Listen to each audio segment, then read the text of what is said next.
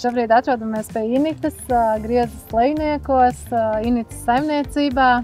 Un, kā jau ir zināms, Initai ir vairāki Kjotī traktori. Šobrīd, kad ir jaunais traktors, tad vecam ir drusciņā atpūta, bet tāpat viņš strādā.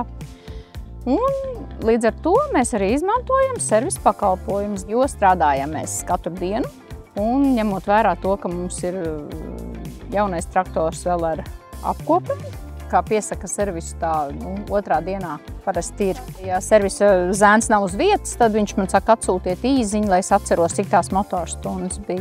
Viņi brauc apkops, viņi brauc uz vietas, bet jā, ir reizes arī, kad traktors brauc uz Rīgu. Šobrīd esam apmierināti. Ietversim tad pa ūdens glāzītei no otiņu glāzes, lai saimniecībā darbi rit no rokas. Cerams, ka jums bija noderīgs šis video un tiekamies kādā jau no citiem video. Atā!